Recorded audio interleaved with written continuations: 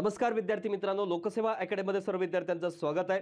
मी अप्पा आत्नोरे। आज आपण कंबाईन गट ब गट क पूर्व स्पष्टीकरणासह जे आपली 7वी आवृत्ती आहे, या 7वी आवृत्तीवर आधारित आपली combine book fast track revision batch जी आहे ती ही खरंच फास्ट ट्रॅक आहे, लक्षात घ्या।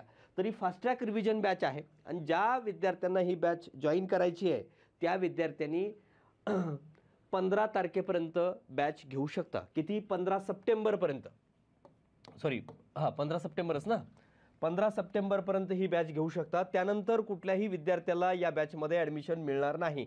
का? तर ही लाईव्ह बॅच असणार आहे। 15 लाईव्ह बॅचमध्ये मिळणार नाही, तुम्हाला मिळणार नाही बघा। 15 सप्टेंबर 2025 पर्यंत ॲडमिशन तुम्हाला लाईव्ह बॅचला अवेलेबल असतील। त्याच्या अगोदर तुम्ही कधीही या बॅचमध्ये ॲडमिशन घेऊ शकता। ओके, आणि बॅच 10 किंवा 15 सप्टेंबरला सुरू होईल। बॅचच्या पहिल्या दिवसापासूनच जर तुम्ही ॲडमिशन घेऊन रेडी राहिलात सर, तर त्याचा फायदा तुम्हाला जास्तीत जास्त होईल। का? तर एकदा जर पेंडिंग पडले, कारण कधी 2 तास चालेल, कधी 1.5 तास चालेल, कधी 3 तास, ते सांगता येणार नाही, ते टॉपिकनुसार असणार आहे। म्हणून बघा, ही बॅच तुमची मॅक्सिमम काय आपण 35 दिवसामध्ये कंप्लीट करणार आहोत। मागच्या वर्षी पण आपण 35 दिवसामध्येच ही बॅच कंप्लीट केलेली आहे। यावर्षी ही 35 दिवसामध्येच ही बॅच कंप्लीट केली जाईल। मग खरंच सर ही बॅच केल्यानंतर फायदा होतो का, हे मागच्या वर्षीच्या विद्यार्थ्यांना विचारा, म्हणजे ते सांगतील तुम्हाला। ओके, तर मला वाटते मागच्या वर्षी सर 4-4.5 हजार विद्यार्थी या बॅचला होते, बरोबर। म्हणून तुम्ही स्वतः करून बघा आणि त्यानंतर ठरवा। ओके, आणि या बॅचमध्ये डेडिकेटली तुम्हाला अगदी कुठंतरी 1 मिनिट टाईमपास झाला का गेल्या वेळेस, यावेळेस पण होणार नाही शिकवताना, आणि मी स्वतः तयार केलेलं आहे।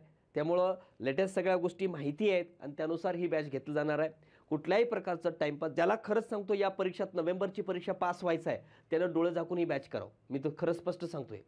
म्हणजे माझी स्वतःची बॅच आहे म्हणून घ्या म्हणतोय असं नाही, तर या बॅचमध्ये त्या पद्धतीनं घेतलं जाणार आहे।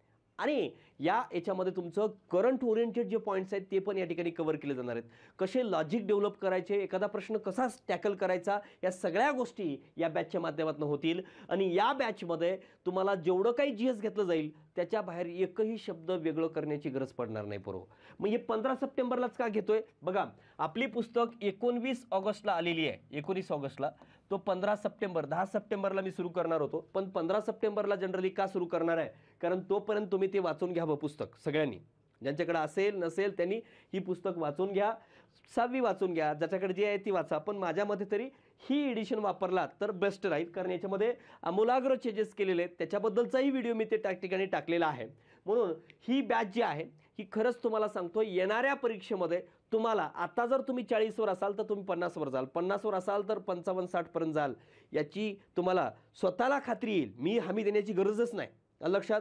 मग स्वतः ही बॅच जर व्यवस्थित केलात तर या बॅचच्या बाहेर तुम्हाला वेगळं काही करायची गरज पडणार निश्चित नाही। म्हणून बघा, हे ॲडमिशन तुमचे ओपन आहेत आणि याच्यामध्ये म्हणजे कोणाकोणासाठी आहे रे, ग्रुप बी आणि ग्रुप सी दोघांसाठी पण असणार आहे। ग्रुप बी आणि ग्रुप सी, ग्रुप बी मध्ये जेवढ्या पोस्ट आहेत पूर्व परीक्षेला त्या सगळ्या सब रजिस्ट्रार असेल किंवा जे काय असेल, म्हणजे जेवढ्या आहेत, PSI असेल, STI असेल, ASO असेल, मग ग्रुप सी मध्ये टॅक्स असिस्टंट असेल, क्लर्क असेल, बेलीफ असेल, MVI असेल, सगळ्या जेवढ्या काय पोस्टसाठी तुम्ही तयारी करताय त्यासाठी ही बॅच असणार आहे। पण तुम्हाला एक मी आवर्जून या ठिकाणी गोष्ट सांगतो, ज्यांनी थोडंफार काही वाचलेलं आहे त्यांनीच ही बॅच करा।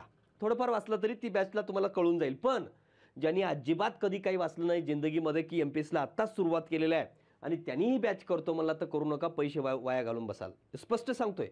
बघा, माझ्या एवढं तुम्हाला स्पष्ट कोणी सांगणार नाही पूर्व। मी काय एवढं स्पष्ट सांगतोय की बघा, मला असे काय रे खोटे बोलून पैसे कमवण्याची गरज नाही, जे आहे ते। म्हणजे का तर कोणाचं आयुष्य वाटोळं करायची गरज आहे का मला? निश्चित नाही, बरोबर। मग का? तर एक लक्षात घ्या की माझ्या शिकवण्यामुळं जर तुम्हाला काही समजतच नसेल, त्या म्हणजे ज्या व्यक्तीनं काहीच वाचलं नाही, कारण ही काय रे क्वेश्चन ओरिएंटेड आहे, ज्यांनी थोडंफार काय वाचलेलं आहे तर त्या व्यक्तीसाठी ही बॅच असणार आहे आणि त्या व्यक्तीनंच ही बॅच जॉईन करावी। त्यांच्या रिझल्टमध्ये 100% फरक पडल्याशिवाय राहणार नाही, याची शाश्वती मी देतो। आणि पुस्तक तुम्हाला माहितीच आहे, पुस्तकाबद्दल मी जास्त सांगत नाही। या पुस्तकामधला प्रत्येक पॉईंट तुम्हाला या ठिकाणी घेतला जाणार आहे आणि त्यासोबतच तुमचे प्रिव्हियस इयरची क्वेश्चन सगळी क्वेश्चन तुम्हाला आता बघा 11 पासून 25 पर्यंतचे क्वेश्चन होतील, त्याच्या ओरिएंटेड कंटेंट होईल सगळा तुम्हाला जो काय रे पॉलिटी काय काय कोणकोणते विषय आहेत यामध्ये पॉलिटी आहे, हिस्ट्री आहे, जिओग्राफी आहे, इकॉनॉमिक्स आहे, सायन्स आहे, सोबत करंट पण आहे बघा याच्यामध्ये बऱ्यापैकी करंट कव्हर केलेलं आहे तुम्हाला हे पण लक्षात येईल. फक्त तुम्हाला करायचं काय मग सर मॅथ आणि रिझनिंग ओके एखादं कुठलं तरी इयरबुक पुन्हा वाचावं लागेल पण याच्या पलीकडे तुम्हाला काही करायची गरज नाही. जीएस साठी एवढंच ठेवलात तर आणि याचे जर तुम्ही व्यवस्थित जर काय आता रिव्हिजन केलात आणि ही बॅच व्यवस्थित केलात आणि बॅच नंतर बघा ही बॅच आपण जास्तीत जास्त 17 ऑक्टोबर पर्यंत कव्हर करणार आहेत. जवळजवळ 17 ऑक्टोबर नंतर मला वाटते ग्रुप सी साठी तर बराच वेळ उरतो आणि ग्रुप बी साठी जवळपास 22 ते 25 दिवस उरतात बरोबर ना. 20 दिवसाच्या वरच उरतात ग्रुप बी साठी 9 तारखेला आहे ना. मग जवळजवळ तुम्हाला 15-20 दिवस तरी कसेही कारण 20 दिवसाच्या वर तुम्हाला इझिली काय रे ग्रुप बी ला पण उरतायत. मग ही बॅच झाल्यानंतर पुन्हा 20 दिवस जर त्याला वाचत राहिलात कारण मी सांगणार आहे की याच्यावर प्रश्न येणार आहे. तुम्ही मागच्या वेळेसचं काढून बघा मी ज्याच्यावर सांगितलं त्यावर प्रश्न आलेत की नाही. मी सांगतो त्या ठिकाणी चला याच्यावर प्रश्न येतोय तर क्वेश्चन मार्क करा, इथं क्वेश्चन येतो या अशा प्रकारे येतो क्वेश्चन आणि त्याच पॉईंटवर प्रश्न आलेले आहेत. आणि जर या पद्धतीनं केलात तर निश्चित पास व्हाल मित्रांनो. नाहीतर आपण वर्षानुवर्ष अभ्यास करत चाललेलो आहोत त्याच त्या मार्काने आपला रिझल्ट चाललेला आहे आणि काय वय वाढत चाललेलं आहे आणि मी काय पास होत नाही बाबा. आणि का तर माझ्या स्ट्रॅटेजीमध्ये मी चेंज करायला तयार नाही आणि चेंज करायला तयार नसाल तर तुम्ही पास होणार नाहीत. कशा पद्धतीनं केलं पाहिजे तो 1 तास कसा गाजवायचा तो 1 तास गाजवायचा असेल तर ही बॅच निश्चित जॉईन करा. याचा फायदा तुम्हाला 100% झाल्याशिवाय राहत नाही. मी जास्त तुम्हाला या बॅचबद्दल सांगत नाही.